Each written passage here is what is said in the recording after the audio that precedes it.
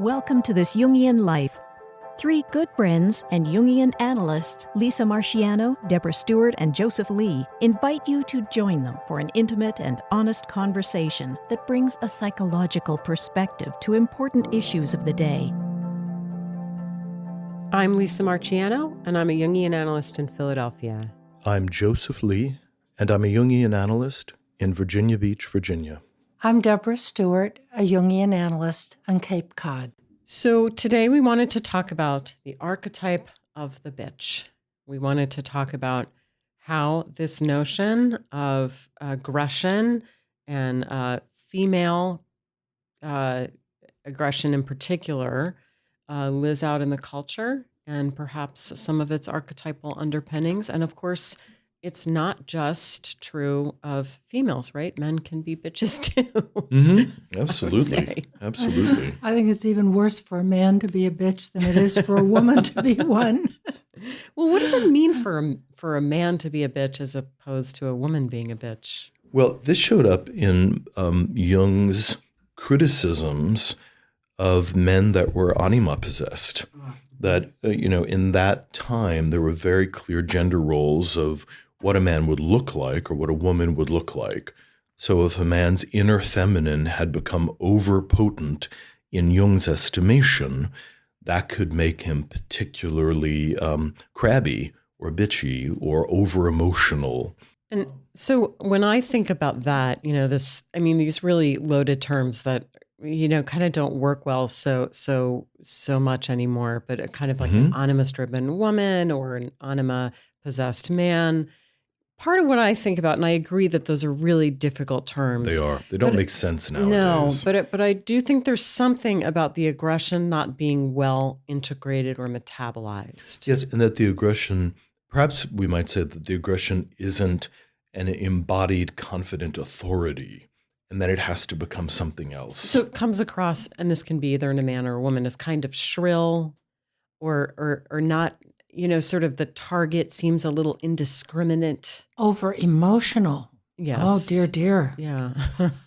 That should never happen. Mm-hmm. But it's the over emotional anima possessed man and the angry, complaining woman or power driven, but always in ways that are pejorative. It's not a positive term. And I'm thinking about way back to the 70s where I can remember the term the ball-busting bitch. So we can add hostile to that as well. There is this way that it's really not okay for a woman to be aggressive, right? It is not okay for a woman to be aggressive or to complain or to be angry.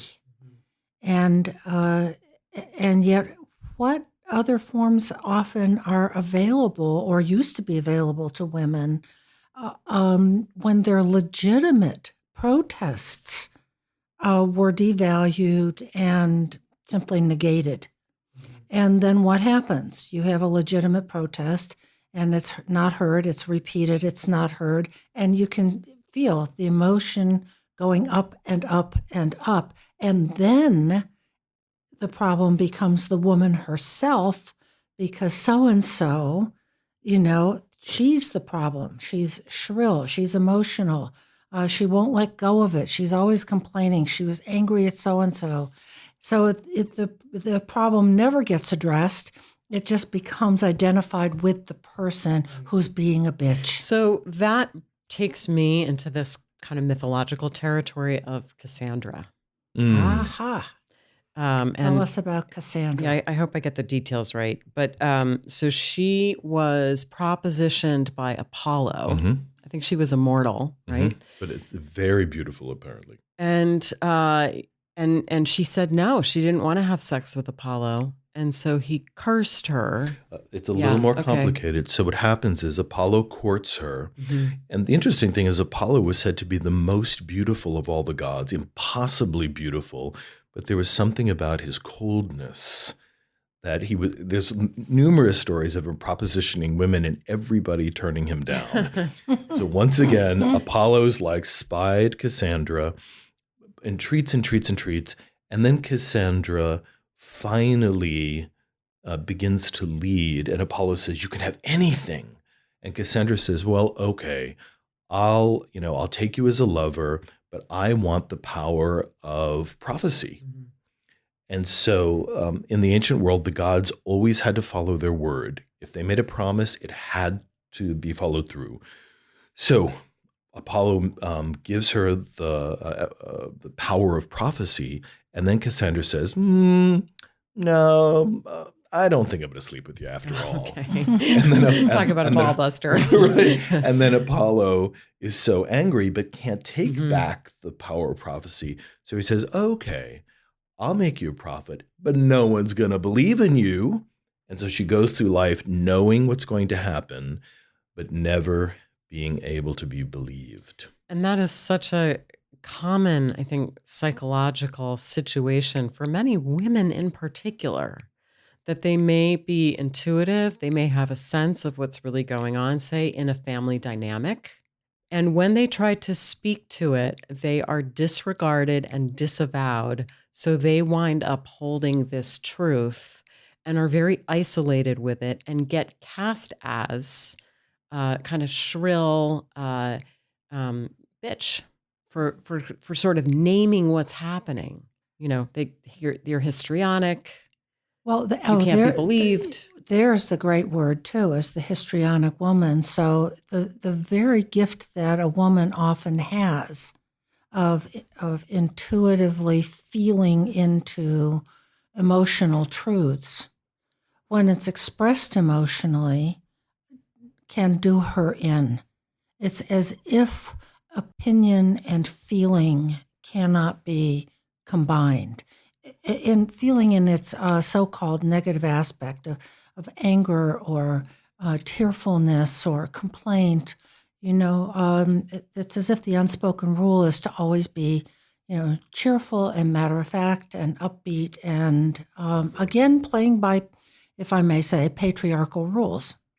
So it's not just Apollonian rules. Sure, but it's not just that a woman has opinion and feeling, because I think there is room for that in the culture, but it has to do with the opinion that is particularly challenging to whatever the norm is, or is revealing something that isn't being looked at, and that the feeling behind it has some ferocity around it.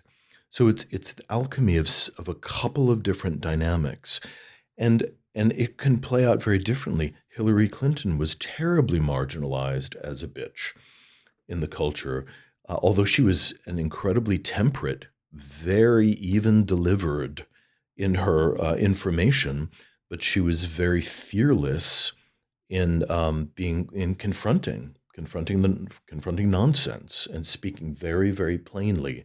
But because she wasn't in this constantly affirming role, she's marginalized through that characterization. So she wasn't particularly emotionally charged. But I think that is what did her in part, is that, and I'm thinking this is one of these lose-lose propositions. The over-emotional woman is histrionic, and the woman that's not emotional enough, not warm and kind and compassionate, empathic, is demonized as being also a bitch, too cold, unfeeling, heartless. She's a bitch. And another way of saying that, and this was, this might have been in that book, Men Are From Mars and Women Are from Venus. It might have been. But there's an idea that men fall in love with women because of how women make them feel, and particularly feel about themselves. And I apologize if I'm misquoting the book. But if that's true, if that is kind of an archetypal social expectation, then how dangerous is it for a woman to make a man not feel good about what he's doing? And truthfully, because what he's doing isn't good, isn't good for the world, for the family, and then all the defenses that brings up in the masculine, whether it's culturally in the patriarchy or in an individual man. How dare you make me feel unwonderful about what I'm about to do or what I'm up to. So that might be one of the secrets of the bitch, is that by not making men feel wonderful about what they're doing, whether it's in the boardroom or the bedroom, it is narcissistically wounding. Yeah, that's a good point. Ooh. Yeah, that's a good point. Heaven forfend. Yeah. I want to just go back for a second to the kind of Cassandra manifestation that we were talking about, because I see this a lot in my practice, where a woman knows something or intuits something and has a lot of feeling behind it. And the feeling, I understand why, in some of these cases, why her expression around this comes out as provocative, because it often doesn't feel, it's not that it isn't legitimate, but it doesn't feel kind of anchored in a deep sense of like it's been deeply integrated or kind of metabolized. So it comes out sort of grape shot or kind of randomly targeting people, and then she gets shut down. And in some sense, I can see why people shut her down, because she's coming across, as kind of shrill. But what occurs to me about it is that initial intuition about what's wrong, to really integrate feeling, anger, concern, fear. We need a relational experience around those feelings. We need someone to mirror back to us, yes, I see that too. And if the woman can't find, and I'm sure this is probably true for men too, I'm just thinking about it in terms of women, but if the woman can't find that kind of mirroring or that relational container in which to ground the emotional experience, then I think there's this kind of isolation, which makes her more shrill, which makes her more likely to be isolated, which kind of ramps up this feeling of bitchiness where she can't be heard and taken seriously. So I'm curious, is that suggesting that when the archetype of bitchiness kind of stirs up, is it in fact a maladaptive strategy based on achieving the real goals of the individual? I would say no, because I think that there can be a sharp, aggressive bitchiness that can be incredibly effective. And I think probably the difference is how it's held. How it's held, and I remember for some reason, it's something coming back to me, the musical artist Pink, very powerful woman, really impressive. And it was an interview I saw several years ago. She used to be much more fierce in the public arena. And the interviewer was saying, you seem to have changed in some way. And the artist Pink, she reflected for a moment. She goes, what changed is that my anger used to be unfocused, so it kind of went everywhere. That's exactly what I'm talking about. And now my anger is targeted. I know what I'm angry about. So now it goes into the right channels. But I'm still just as upset and angry about these particular topics. So I'm thinking that really implicit in what we've said so far is that bitchiness is in the interpersonal field. But I think we're moving into the part that is intrapsychic or internal.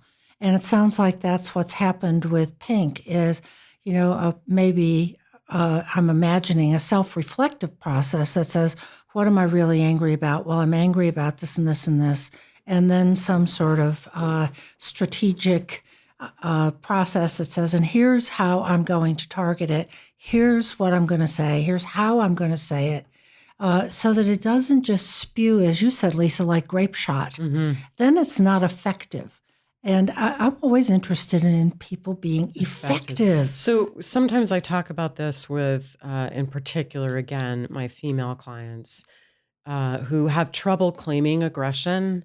And they sort of feel confused, like if I'm aggressive and if I'm bitchy, then I won't be nice and I won't make, is that really okay? And the way I like to think about it is I think, with this Jungian idea of individuation, kind of growing toward wholeness, what that enables us to do is have access to different parts of ourselves in an integrated way, including access to aggressive capacity. And when you have integrated access to things, you have a choice. You have a conscious choice about whether or not, when, under what circumstances, and how you access that. Right, versus just being reactive. So here's one of my favorite stories that a friend shared with me, and I just thought this was sort of a great. It's a little bizarre, but it's super colorful, and it kind of gives you a sense of how you can access different parts of yourself effectively.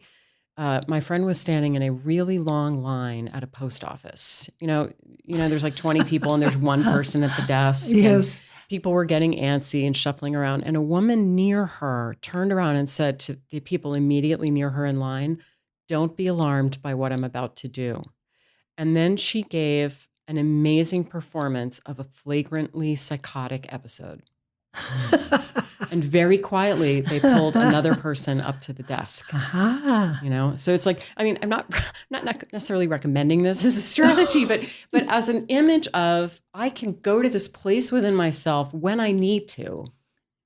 It was really in consciousness. Yeah, there's something about that. That makes a big, big difference. Yeah, it's sort of this being able to relate to these different parts of yourselves with authenticity and consciousness. Which then causes a certain kind of focused effect. So it reminds me of the difference, because we see this actually in all sexes, having an irritable mood, which then creates a kind of snappy, interactive style, but it's somewhat mysterious in the field. Yeah.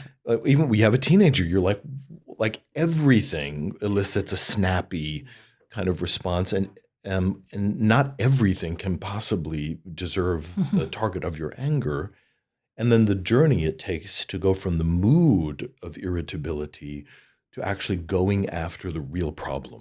Right. And sometimes when you're in an irritable mood, which, I don't know about you, but that never happens to me. Oh, me either. But you have to go through this, self-reflective process about what am I? What's this really about? Eating at me? What's eating Gilbert Grape? Right. What's the problem here? Yeah. I think it can help in a self-reflective process and also in an interpersonal process to give the data. And this is a Gestalt training technique of cite the behavior. You said this, you did that, then you dropped a book, then this, then the other thing. But the very specific and sort of inarguable behavioral facts of the situation, just in the past hour or over the last couple of days. Tell someone that they're being a bitch. Exactly. Or when the protest part of here's the data, here's what I saw or heard or felt actually happen in the external world. So that it takes away that filter of, I'm just so furious and I'm really hurt and it made me so angry. No, here's the data. You dropped this, you were late to the meeting, you said such and such, you interrupted me 3 times, once when I was saying this, then when I was saying that, and here's the third thing. There is the baseline for a good confrontation. And you may still get seen as a bitch, but I think it's grounded in actual, indisputable action and behavior.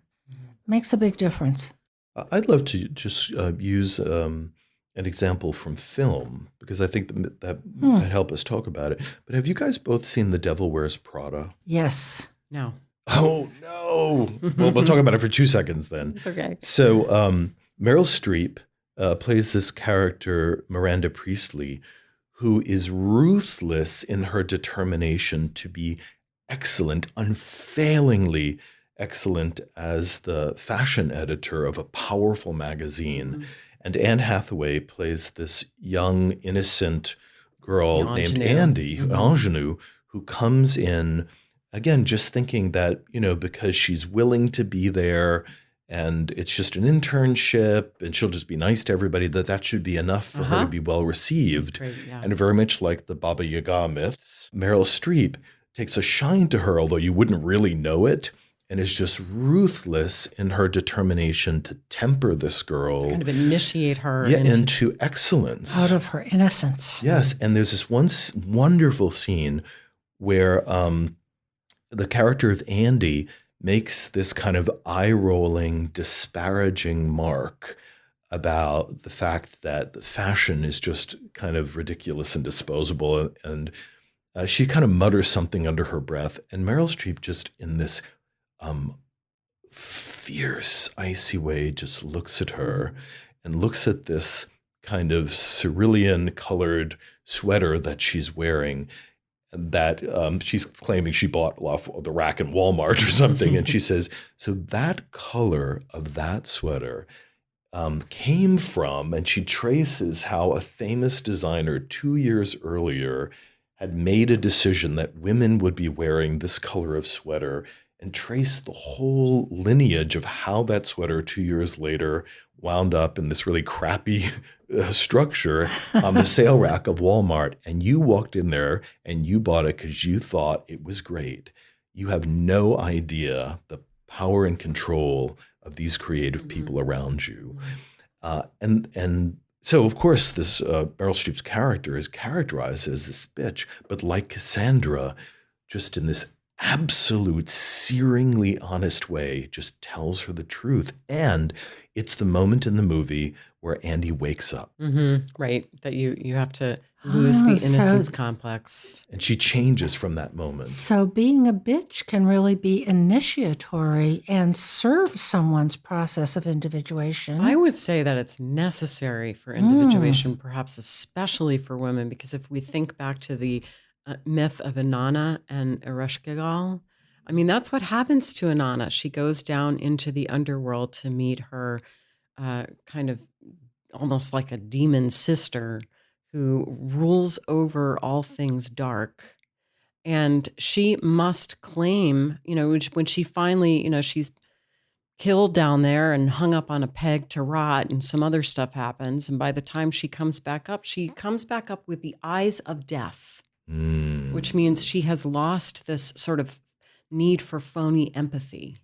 Or niceness. That's right. The world of niceness in order to just be inoffensive and not be challenged and be liked by everyone. I'm really liking this, and I think about Persephone, who's abducted into the underworld from picking flowers in a meadow, and Hades comes roaring up from the underworld in his chariot with his black horses and steals her away. But after 6 months, guess what? She then becomes Persephone, the queen of the underworld. And she's a very powerful, kind of frightening figure after this. I mean, it's a real transformation. You do not mess with Persephone. No. So there is a real awakening power in the bitch. So I want to talk about this through the lens of a couple of fairy tales, maybe. And the first one I wanted to talk about is usually the first in the Grimm's collection. It's called Iron Henry, but we often think about it as the Frog Prince. And it has a real different ending for those of you that may not be familiar with the Grimm's version. So this beautiful princess is playing with her golden ball by a well or a pond or something. How cute. I know. It's beautiful. She has this beautiful golden ball and she drops it in the water and it sinks to the bottom and she can't get it. So she's sobbing and a frog surfaces and says, "What is it, princess?"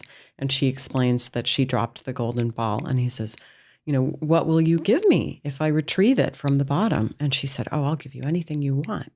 And he says, "Well, I would like to come live with you and eat from your little golden plate and sleep on your pillow and all that other good stuff." She says, "Oh, sure, whatever you want. It's no problem." So he goes down, he gets the ball, and she's delighted. She takes her ball and she goes back to the palace. And a little while later, she's sitting and eating and there's a knock on the door. And so the frog is there and the frog explains to her father, the king, "Hey, your daughter made me this promise and she hasn't kept it." And the king, who kind of represents these sort of, collective norms, it's like, "Hey, daughter, if you made that promise, you have to keep it. Deal's a deal." Yeah, a deal's a deal. So, she barely tolerates this disgusting, slimy thing eating off her plate. And then she goes to bed. She kind of picks the frog up with 2 fingers and carries it into the bedroom and sticks it in a corner. And the frog is like, I want to sleep on your pillow. You sure that's where he wanted to sleep? Gotta watch out for those frogs. And he says, and if you don't, I'll tell your father. So it's this again, sort of going back to this idea of the patriarchy, like women need to conform to these kind of expectations. And you know what she does then? She picks him up and she throws him with all of her might against the wall. And at that moment, he turns into a handsome prince. So there's no kissing in the German version. That's for the French. But I love this story because it says that you have to be willing to sacrifice your nice princess persona. And, it's actually hard to sacrifice a princess persona because women get a lot of positive feedback for being the agreeable, pretty princess. And when you're the agreeable, pretty princess, you get to go around feeling sort of secretly smug, secretly superior because you're nicer than everyone else. So this involves really looking at yourself and recognizing that you can be a bitch. You can be a bitch and really claiming that. But obviously, that something can transform when you can release, again, kind of going back to this aggressive capacity. I mean, I see this also in the case, and another kind of favorite fairy tale for me of looking at the same thing as Snow White. But maybe I'll just leave it with the Frog Prince for now, so I don't. And a modern Yeah. telling of this, which people might really enjoy, is the anime movie Spirited Away by Hayao Miyazaki, where this 10-year-old girl, Chihiro, winds up getting drawn into this inner world and meets these two magical women. And one is this ferocious, bitchy woman, and one is this, divinely sweet, good mother figure. And she winds up being an apprentice to this ferocious witch. And in that process, learns about power and responsibility and meticulousness and excellence. And discernment. It's an extraordinary, it's a beautifully done I love that piece movie. of artwork. Yes, it's gorgeous. Yeah. I'm thinking, what are we saying here? I have two contrasting kind of takes that I think we've been talking about on the archetype, if you will, of the bitch. One is the complaining, angry, histrionic sort of image of a woman, and the other is this this young girl who can throw the frog splat against the wall, or Persephone who becomes queen of the underworld, or Inanna. And there's something about really owning your power. That's the difference. The histrionic, angry, complaining, oh gosh, gee whiz, does not have power. But nobody's going to argue with Persephone or Meryl Streep. Or Meryl Streep. Mm-hmm. Absolutely. In that character, yeah. Then you've got it. Right. It really is down to claiming your authority. Mm-hmm. Yes, but also what it's in service to. Because there is a way in which the energy of the bitch can be in service to goals that are not worthy of that much power. And it does have to be looked at. And then there are times where ferocity of all sorts are in service to life in different ways. And the example I want to use is in this 1968 play, The Boys in the Band. So it's a group of gay men in 1968 who, in general, have co-opted feminine power as in an effort to own a persona that allowed them to express aggression because their own masculinity had been so eviscerated by being traumatized as gay men in a heteronormative culture. So in the movie, particularly the original movie and in the play, the men are incredibly bitchy. And bitchiness in that realm has to do with wounding the ego of other people, wounding the esteem of other people. And in that way, and not unlike the fops in the French court, became a kind of art, the art of dissecting and disempowering the ego and the esteem of another person, even just for the pleasure of feeling powerful in the moment. So we see it really exemplified in that movie, and then it turns into a tragedy that underneath all of that is a sense of powerlessness and loneliness and aging, and the power of the bitch in that way is just a compensation for other wounds.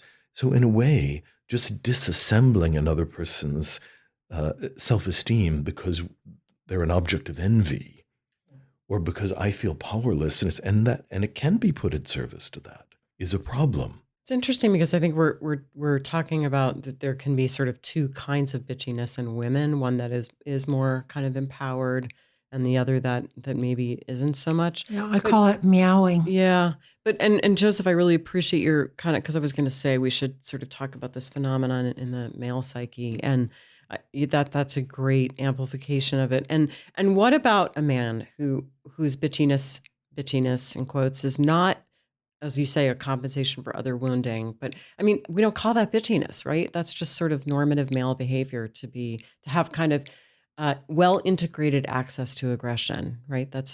We don't call that bitchiness. But it's interesting that in traditional male culture, a man will refer to another man as a bitch as a way of kind of devaluing the way that he is manifesting his aggression. So when a man exercises his aggression to go after the self-esteem of another man, that is considered typically feminine, and he is degraded for that. If he uses his aggression in a different fashion, which could be actually much more devastating, in some other fashion, that's considered a masculine way. So if I compete with you and take several of your clients away and millions of dollars of your bonuses, but I do it in a way that I'm not like criticizing your apparel or criticizing, something superficial about you. It's sort of explicitly kind of fighting for dominance. Yes, Yeah. I've won the war, Yeah. and you're going to shake my hand because it's kind of a boxing match. But if I'm going after your self-esteem in some way directly, that would be considered a feminine move. I don't know if this is all the truth, but I think it has a cultural ring around it. There's some way that it seems that when it's too much in the interpersonal realm and not enough in the interpsychic realm, that then it gets to be really not in the service of something that is individuation oriented. That it's not honest, it's envious, or it's simply competitive, or, I'm focused on a you out there that I want to beat down in some way or get over on, versus I am serving myself and my own truth and my own process of where I need to go. And in that process, which serves me in the best sense, I am willing to do battle with you, whoever the you is.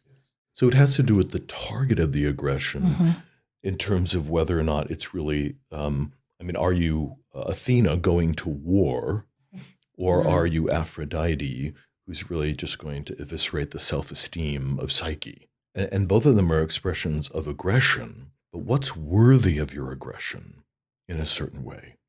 So being bitchy, I think, can be a kind of art. It can be a way of honing and sharpening one's wit. And it used to be in 19th century, I was just reading about Jane Carlyle, who was married to the famous Thomas Carlyle. And she kept a diary that has been published and was edited. And she practiced witticisms. She wrote out various versions of things so that she would have her little stiletto, ready to jab right in there, and that was one of the few legitimate avenues for the power of her self-expression in a culture in which women were to serve men for their comfort, well-being, and enhance their lives and careers in every way. And that was the only avenue of self-expression and aggression she could legitimately own, and she was known for her wit. And we see that in the whole craft of satire, and we see it right now, that many creative people who feel powerless in the current political situation will use satire and wit to go after their enemies.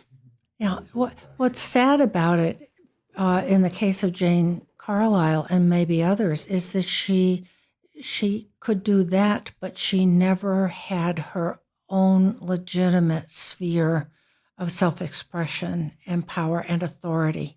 So again, this idea that maybe some bitchiness comes out of a place of being disempowered, possibly. Yes, and perhaps not rising up to the full responsibility of the target, that to really face what has to be faced or challenged requires something much more fierce than what we might characterize as bitchiness.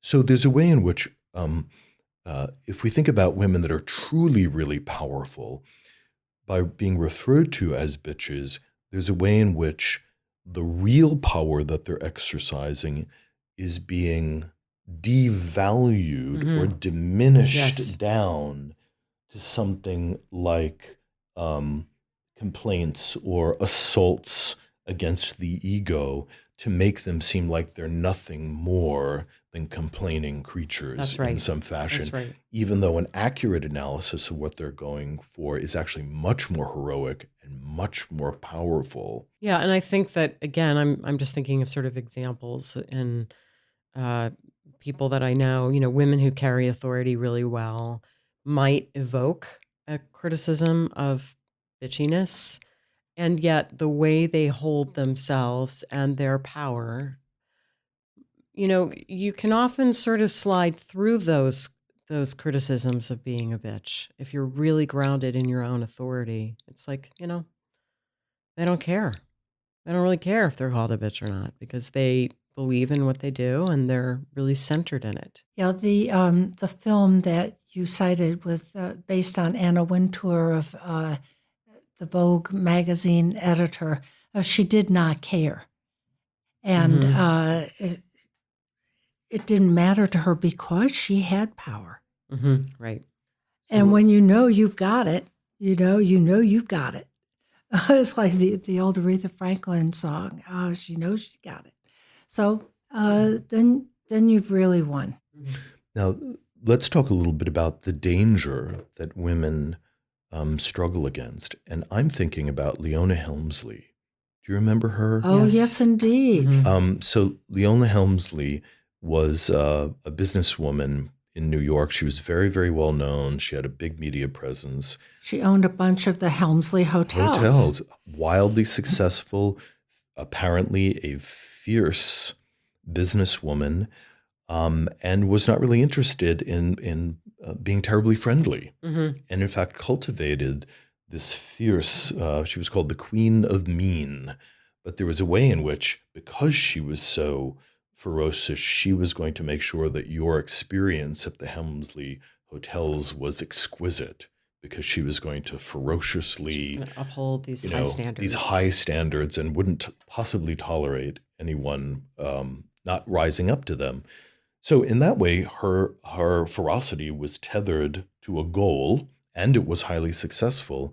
But when she was investigated and convicted of tax evasion, the way the media wanted to hurt her was by demeaning her. And so one of the things they demeaned her is that there was this big public smearing saying that she had deducted the cost of fancy underwear from her taxes. And in a sense, taking all of her feminine power and turning her into this kind of petty, bitchy, superficial kind of angry woman. So it's the way. But I think she was. There were a lot of stories about how eviscerating she could be to people. And so the distinction that I think we're all familiar with is, do you attack problems in the hotel, for example, the linen service isn't up to par, for example? Or do you attack people and find somebody who's working in that department and make sure that you can slash away at that person to destroy his or her self-esteem? So you attack a problem, or do you attack a person? So you're saying that Leona Helmsley maybe was doing the same thing that you were talking a minute ago, Joseph, about with the boys in the band. From what I remember reading about, she reaped what she sowed. She reaped what she sowed. It was a real time to get even. Yes, and I mean, I think that I don't know that much about that specific person or case, but Joseph, I think what you're trying to lift up is there is a way that female aggression can be characterized and kind of maligned and marginalized in the culture. Right. And so powerful female politicians who are very confrontive will be characterized by their detractors as bitches to make them seem actually less powerful. To make their power look bad. Not just bad, but actually impotent.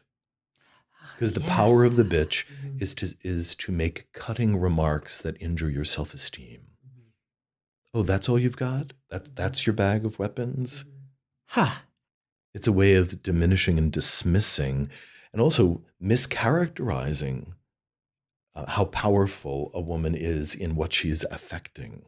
So this discussion is reminding me of something that James Hollis will say sometimes that I really like. He says, the opposite of good is not bad. The opposite of good is authentic. And it seems to me that we're kind of in that territory where sometimes to be authentic, you're not so nice, and there's this sort of split between, there can be this split between that part of us that needs to be a nice, good girl, let's say, especially for women, versus this kind of darker, bitchier part. And what does it look like when that gets better integrated? Right. So if I take a moment to fantasize that inside of a woman's psyche, that there's an image of an innocent, sweet, feminine, a girl who enjoys being in that way, and then there's this powerful, perhaps wise, ferocious, bitchy female figure in. And if the two of them were to integrate together and share their gifts with each other and became one integrated personality, what might that look like in the culture? Ruth Bader Ginsburg. Ruth Bader Ginsburg. Say more. RBG. RBG. Well, for me, and I've seen the movie, she looks like an authentic, grounded person who clearly has access to her own voice and her own clear-sightedness, her own authority. And she does not have to fight with people or compete with people. She's very solid inside herself and in her interactions in the world. And so, one of the things, Joseph, you were talking about sort of integrate into one thing, but I want to just highlight part of that, I think, is when you are integrated, it's not like you have to therefore be a bitch all the time, right?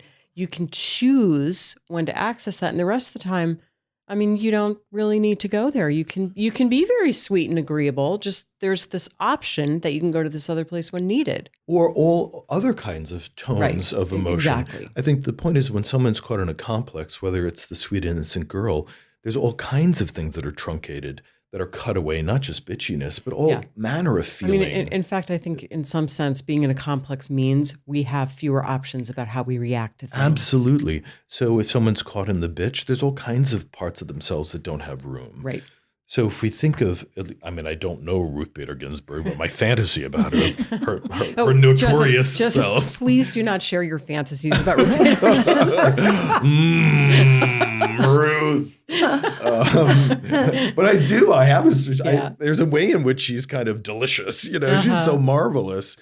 But this feeling that she carries or exudes a kind of authority that doesn't even have to fight. Right. She just is her authority. And so there are times when she'll be sitting on the bench and one of the other justices will say something that's just ridiculous. And sometimes she'll just very quietly into the microphones just say one or two words. And you'll see one of the other justices just blush with the correction. She doesn't even barely makes a facial expression. Yeah. She did that to Gorsuch recently. And he just it was as if somebody threw cold water on him. And so there's the zen of power. The zen of power. I like that.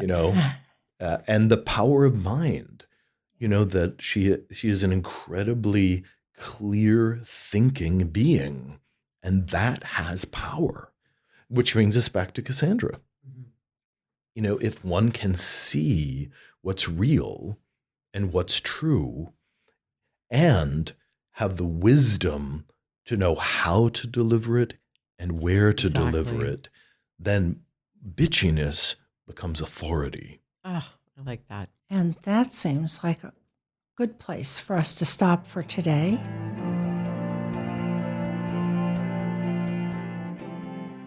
Hi, this is Joseph from This Jungian Life podcast. Lisa, Deb, and I have been deeply moved by your responses to our work. Producing, editing, and distributing it involves substantial expenses, and now we need your help. Please stop by our website, thisjungianlife.com, and click on the heading Be Our Patron. You'll be redirected to our Patreon funding page. Patreon helps creators connect with people who believe in projects like ours. There, you can sign up with your credit card to support us with as little as $1 a month. And at higher levels of support, we'll provide special episodes, behind-the-scenes photos and stories, and a chance to join a select pool of listeners for dream interpretations. Thank you.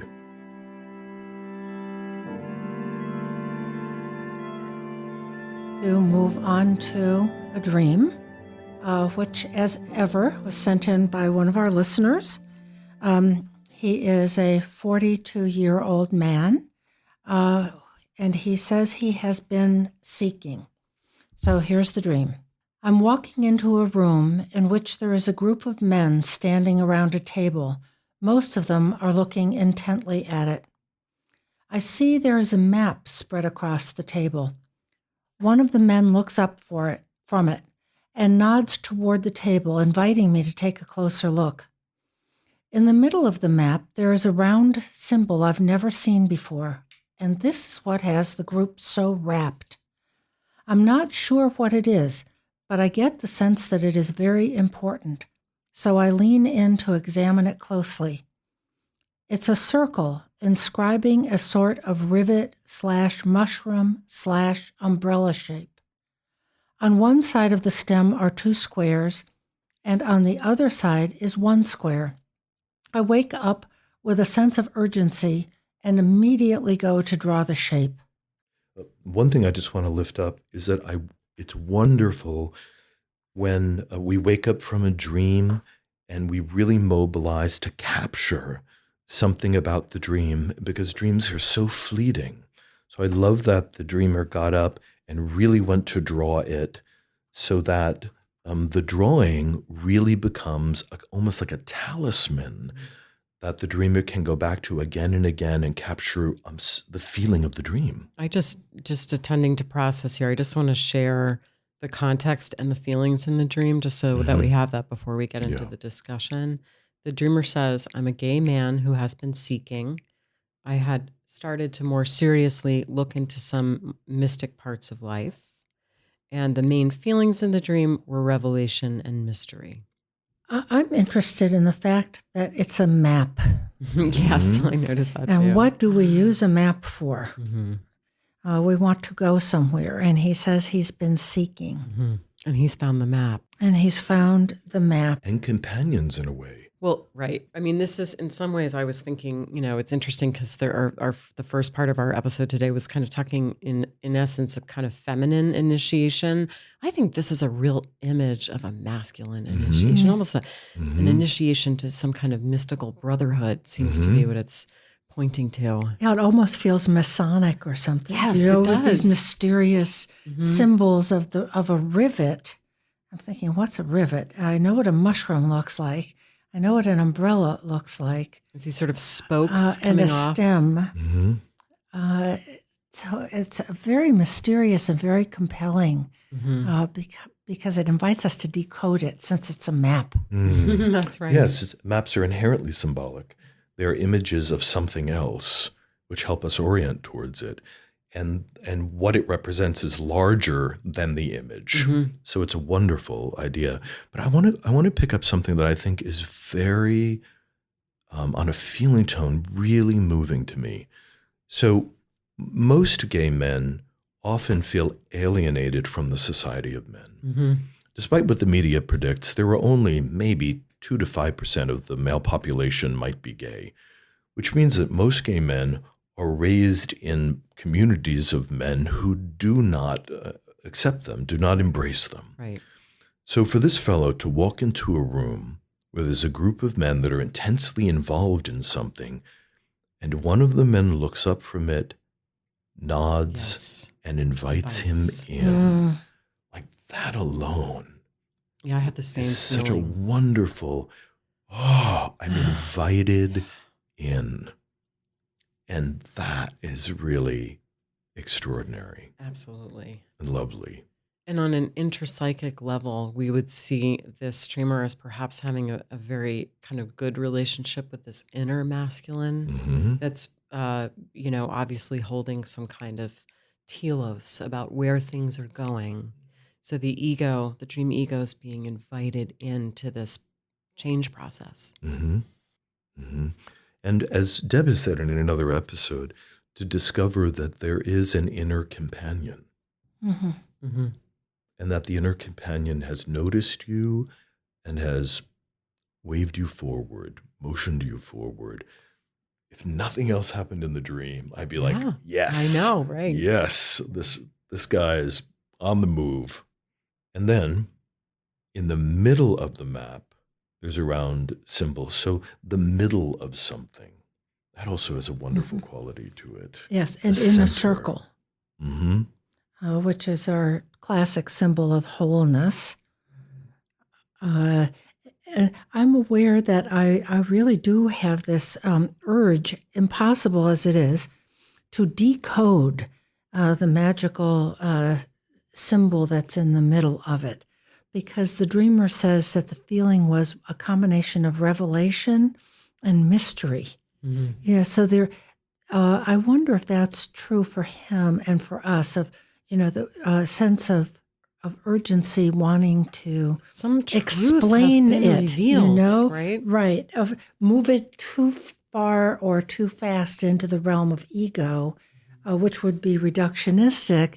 And so how do we live with that odd juxtaposition of it's both revelation and mystery? Mm-hmm. That's interesting, because they are kind of, there's an implied opposite in there. Yeah. Because what has been fully revealed isn't mysterious. I love the word wrapped. Yeah. Wrapped is very specific. It's not anxiety, it's not pressure, but there's, wrapped and rapture. That there's a feeling of being absorbed into some kind of a magnetic field, an orbit of something that is just so numinous Right.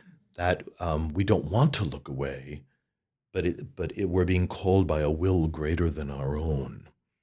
We're somewhat kind of captured. So there's an effortlessness in being wrapped. I'm thinking about what Jung means by a symbol and how different it is from a sign that has a specific meaning, as in a stop sign on the street. Or a map. Or a map, exactly. Versus a symbol, the power of the symbol is that it's not all known. And so it has this wrapped, fascinating quality to it, and we need that in order for it to really continue to live in the psyche. Yeah, that's a great distinction. And, the way that a symbol kind of points beyond itself to something larger. That's, Jung said something about that. And so it's really interesting then that it's a map with this symbol in it, because it's both something that is decodable and reducible, maybe, But at the heart of it, there's a mystery that can't be reduced. And we have thought, I know we've thought about this, is the symbol of the mandala. Yeah. So do you want to say what a mandala is? Well, a mandala is, it can be, if I'm right about this, it's often circular, as in some of those elaborate rose windows, for example, in cathedrals. But I think it can also be square or rectangular, and his dream has both of those. A map is rectangular or square, and then there's a circle in the middle of it. And they were, according to Jung, really symbols of wholeness. And Jung drew mandalas when he was in the army in Switzerland and struggling to come out of his long episode that he calls the encounter with the unconscious. And he drew a mandala every day. There's some famous ones that he drew of calling forth wholeness. Yeah, he noted that in his work with patients that mandala-like images would spontaneously appear at a time that the person was really needing to kind of consolidate and inner center. It's interesting because I wish that we had access to the image, because I'm having a little trouble picturing it, but I'm almost thinking of, okay, Joseph is holding something up. That's interesting. Just sketched it out a little bit there. Yeah, so I guess my question is, I heard mushroom and umbrella, and I was thinking about when you turn a mushroom or an umbrella over, there are these kind of spokes that come out of the center. But that with the image that Joseph just held up, it's like a mushroom or an umbrella in from the side view. Because it looks like a rivet, so it has the stem. True. Yeah, it has the stem, and there's two squares. But you're right; those spokes still are there. They're on the underside, so it's kind of in the shadow of the image itself, if we literalize it. But it is there. It comes out from the center. Well, and if you turn it upside down, it really does look a little like something else. It's a phallic image. It's a phallic image, yeah. And sometimes, just to be a little bit humorous, but the psyche can be humorous, and it can be mysterious.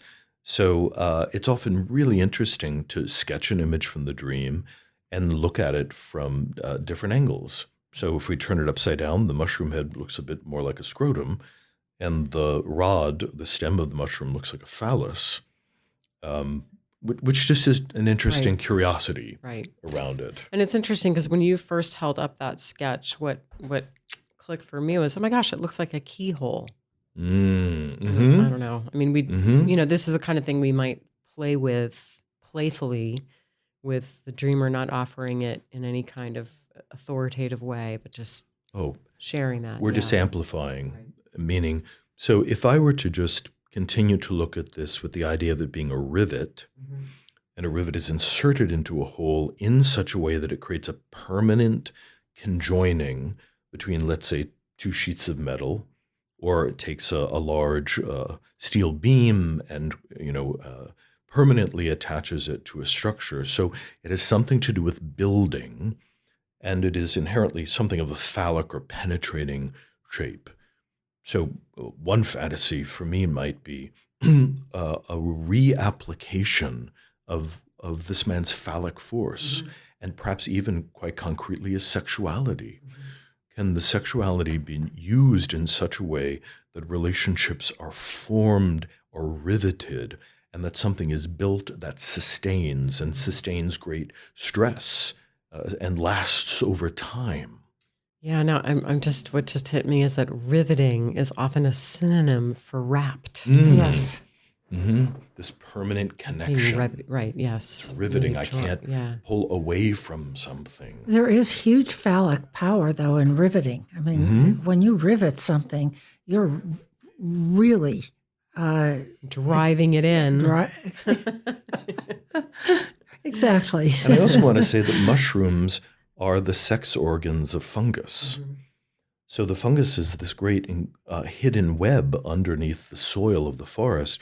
And when the fungus needs to reproduce, it sends up a stem it creates a mushroom form on top, and from those little fins under the mushroom, it releases spores.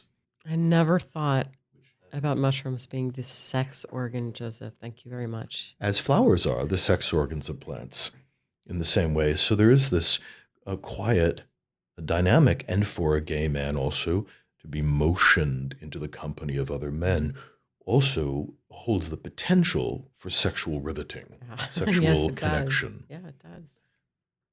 And I think the community of gay men also coming together with this question of sexuality and connection and riveting, and the numinosity of phallic energy and the numinosity of the penis as a central curiosity in gay culture, which in one way can be so ubiquitous that it's not thought about at all.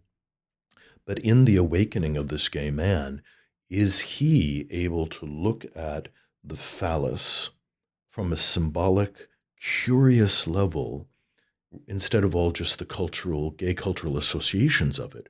What does this mean if we put this in the center of the map and are curious about this? Sort of centering this sexuality or this capacity for eros. Eros, but it's not a picture of a heart. Right. It's particular to sexuality, and to move beyond, let's say, the lived assumptions of this person, particularly with the integration of mysticism, because part of the mystical question is, what are the innumerable ways that sexual force and sex itself can be used or harnessed by the soul? And then we get into Tantra and Kundalini and the many different uses of sexual energy beyond just the pleasure principle. Yes, which that's a great distinction. Well, it's generative, right? Whether it's spores of the mushroom or plants or an actual penis, that there is the generative power of it, the seeding power of it. But I think in gay culture, the seeding power of the penis is not the priority, unless there's some new development that we haven't heard about. But nevertheless, is it not there inherently, right, and symbolically because of the biology of the organ itself? That it nevertheless. So even in gay culture, there might be a way that it could symbolically seed something. We have to reach into all the amplifications. Right. Oh, that was very diplomatic. Thank you. It's something Ruth Bader Ginsburg might have said. My inner Ruth Bader Ginsburg. Well, I'm also going back to what the image itself is, which is rivet, mushroom, umbrella shape. And it's within a circle, within the square that is presumably the map. So, and there are some squares around the stem. Oh, yes, and the squares around the stem. On one side of the stem are two squares, and on the other side is one square. I'm almost content with this image. If I were working with this dreamer, I think I would want to leave a lot of the mystery of it in place and not be too quick to kind of to nail it down, rivet it down. Yeah, exactly. I think that's true. That this is numinous, and it's. I'd like it to stay a little bit more in the mysterious realm. And maybe on that, just another amplification. You know, Jung had a dream about a kind of mandala when he was just trying to choose his career path. He was wondering about, should he go into the humanities or should he go into science? And he had this dream that he was walking in the woods and there was this circular pool in the middle of the woods, and there was a creature, a round creature in opalescent hues that was lying in the pool. And he called it a radiolarian. And it was, he says it was a giant radiolarian measuring about 3 feet across. And it was deeply, deeply numinous for him, this dream image, and kind of he felt that it was speaking to the need to go into science. But this idea of sort of, seeking something, seeking an answer, seeking a direction, and finding a numinous image that, perhaps has a kind of mandala-like form that seems to point in one direction or another without being particularly concrete in how we understand it. So it's the feeling, really, that feeling that something is numinous and that there is a message there in some way. And I'm thinking just about the circle in a way of men standing around the table, the map, etc., that there's a feeling here that he awakens with, this sense of urgency, of he's excited, it's a gift, it has deeply moved him.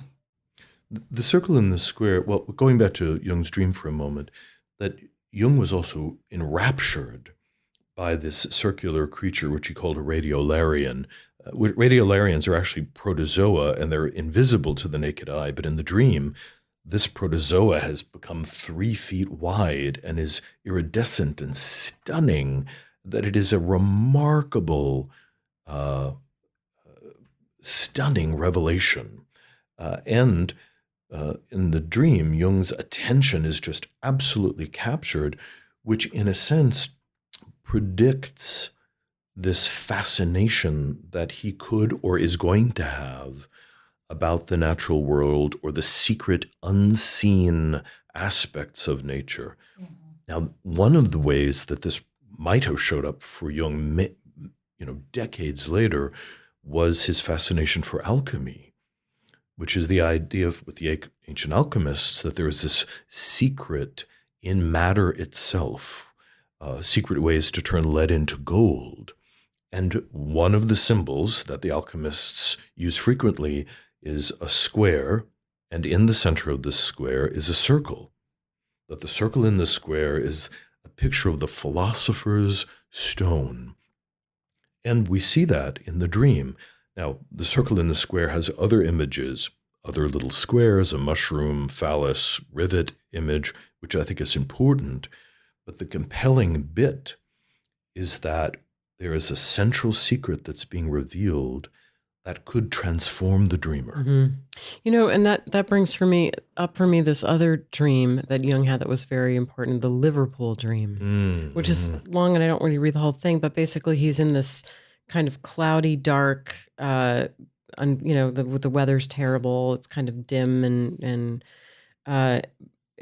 he's walking through the streets of this city, and he comes to a broad square, and it's like all of the streets of the city are kind of arranged radially around the square, and in the center is a round pool. And this was a very numinous dream for him. And again, it's this idea about at the heart of things, at the center, is a square with a circle in it. Which leads us to a central contribution that Jung makes, that there is a self, that there is some organizing archetypal principle deep inside of every human being. That there is a center. Yes, that is pushing us to flourish, and flourish in a way that reflects the potential of the self in us, and presses upon the personality to blossom in new and unique ways in order to approximate the incredible potential of the self. That's, yes, a numinous experience for this dreamer.